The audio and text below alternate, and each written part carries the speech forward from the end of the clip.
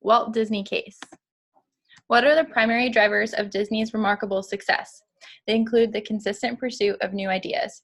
Leadership relied on all employees to generate new ideas and had company meetings 3 times a year where any employee could pitch an idea.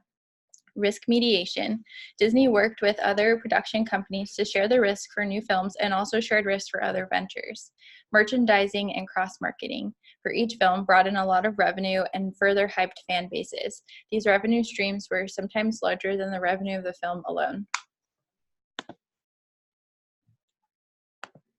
Disney's core activity is animated film production.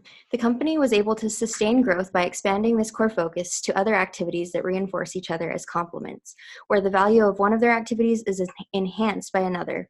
Disney also utilized other cross-promotions to diversify and create new streams of revenue in areas like music and television. Another reason behind the company's successful growth is attributed to Walt Disney crafting an established brand, making it very difficult for competitors to imitate and compete. Disney created a sense of nostalgia with their customers, which has made its films and other media popular with all ages and generations.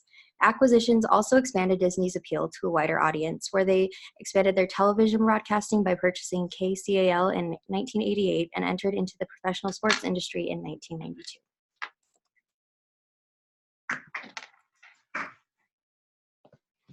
In 1984, Saul Steinberg, chairman of Reliance Group Holdings, attempted to take over the Walt Disney Company by pursuing a leveraged buyout. This was made possible partly due to Disney's poor management decisions, which led to the undervaluation of Disney stock. This allowed Steinberg to acquire 12% of the company, which he planned to sell off piece by piece to make a profit. Disney stepped in and bought out Steinberg's 4.2 million shares, purchasing the shares at a higher price to remove the threat of takeover. This payment of Greenmail was a smart move because it protected Walt Disney's vision and carefully procured assets, which worked synergistically together to be worth more as a whole than in parts. The board then revamped management and brought in Michael Eisner and Frank Wells, who steered the company back towards its original focus on film and animation.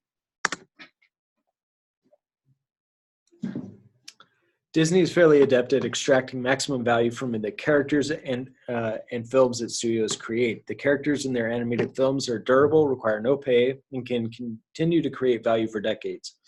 Disney takes advantage of that fact by using publications, hotels, TV, music, and merchandising to extract this long-term value. An example of this value extraction strategy is when with the film The Mighty Ducks. Disney decided to purchase a local NHL hockey team and rebrand it after the movie, which served as a cross-promotional synergy and was very successful. Disney's portfolio is replete with similar examples, of all of which support the Disney's larger brand.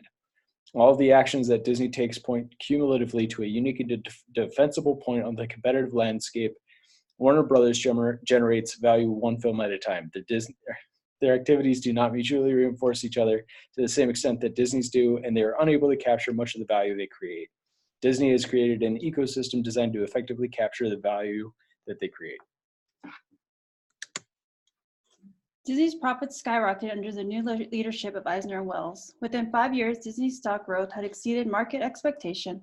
By 1999, they had met their financial goals and became the darling of Wall Street.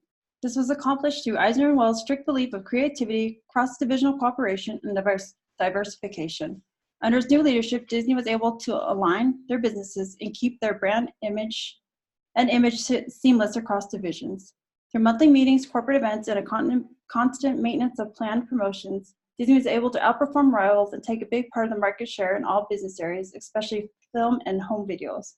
While Disney's growth has slowed down within the last few years, a look at Disney's stock performance shows us that there's still a positive trajectory and a long-term upward trend. By continuing to diversify their portfolio, mitigating risks through partnerships, and following market trends, Disney can maintain profitable growth.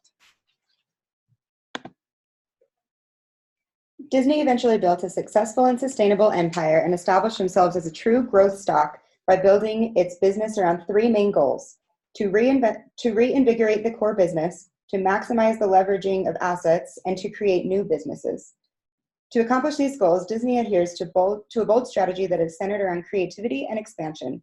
This involves promoting innovation, disciplined financial management, quick and agile decision-making and execution, and of course, brand equity. Disney has done an incredible job of expanding their reach and recognition while sticking to their business strategy and remaining true to their core competencies.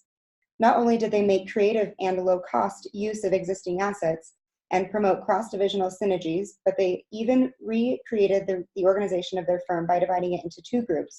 The organizational group, which covers the three main business units, studios, attractions, and consumer products, and the corporate group, which consists of R&D, corporate real estate development, and executive and administrative groups. Because Disney has proven its ability to take calculated risks and grow and succeed from them, we may advise that they continue their current ventures and also explore a few additional areas of expansion to propel themselves to a new level of competitive advantage, such as doubling down on their real estate development, delving into gaming software business, acquiring animation technologies or companies, providing external marketing consultation services to other up-and-coming businesses, and even looking into AI and home automation sectors.